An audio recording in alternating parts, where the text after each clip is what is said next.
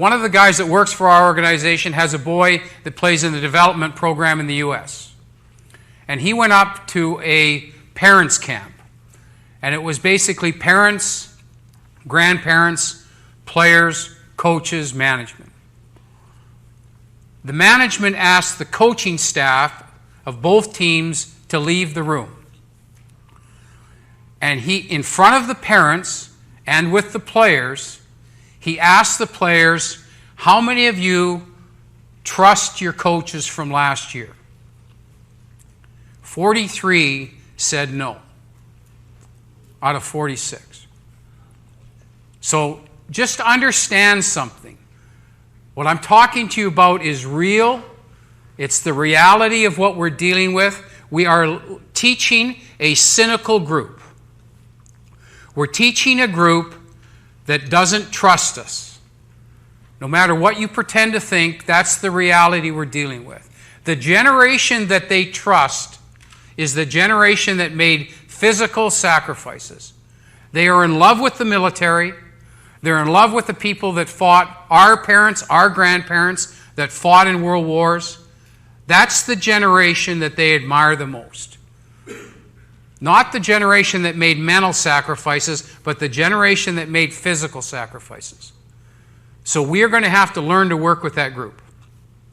And there's ways that you can do this. This is a generation that wants to know what they have to do, what's in it for them, and most important, where is it going to take them?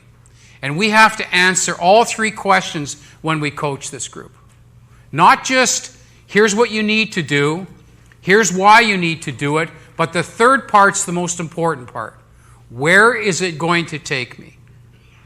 That's the answer that invokes the trust.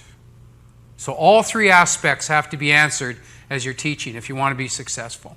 So just moving forward, if we're just looking at some of the points here, and I understand that this program is going to get emailed to you at the end here, so we're all going to get a copy of this. But I want to walk you through some of the tips for leading millennials and just some things that they need that we have to embrace if we want to get them to the next level, if we want them to enjoy the experience.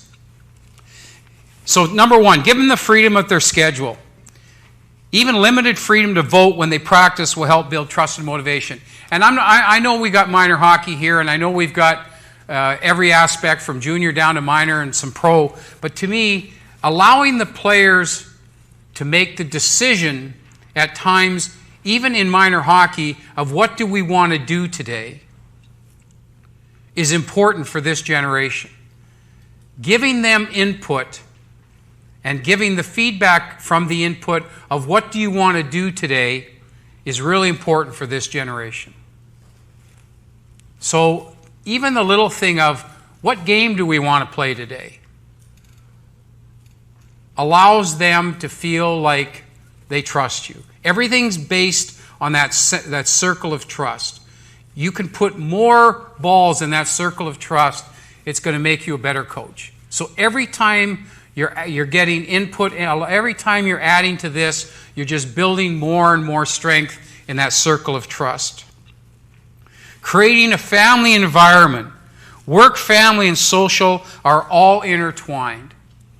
We get a generation now where their families are really important.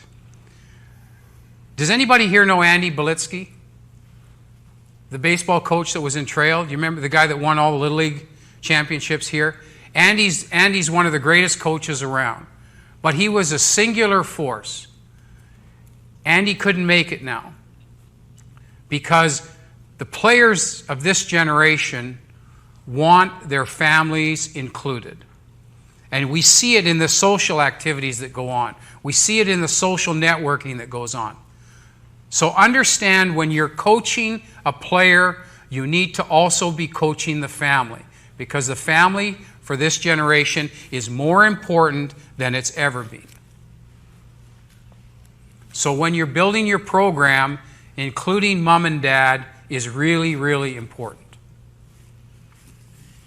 Cause is important. I was talking to some people, how many times do we leave an arena or we're with our team, we're on a bus, and 5 minutes after the game is over, the players are laughing and joking and having a good time.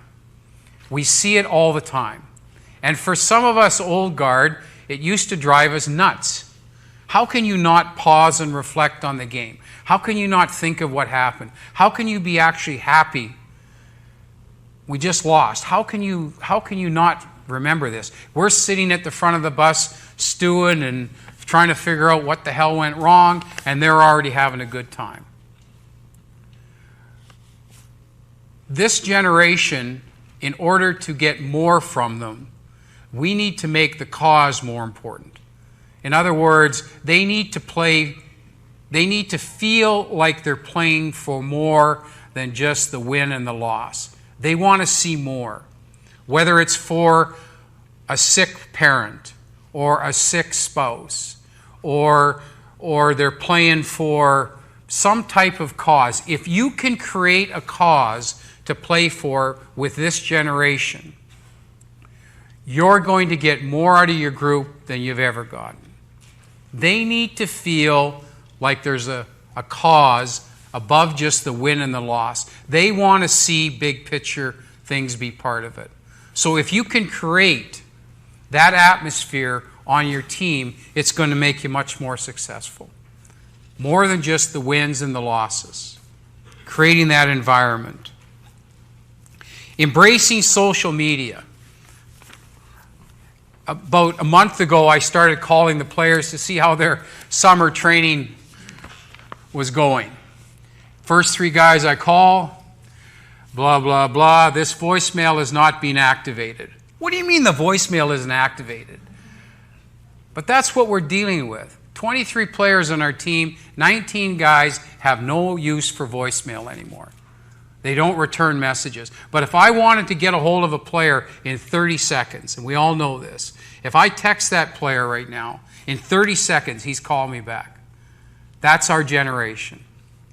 Rather than get upset that we've left a voicemail for a player and we never get that call back, we have to learn to live in their world. And their world is text me to call you and I'll call you back. And that's the world we live in. And we've got to embrace it rather than get angry at it.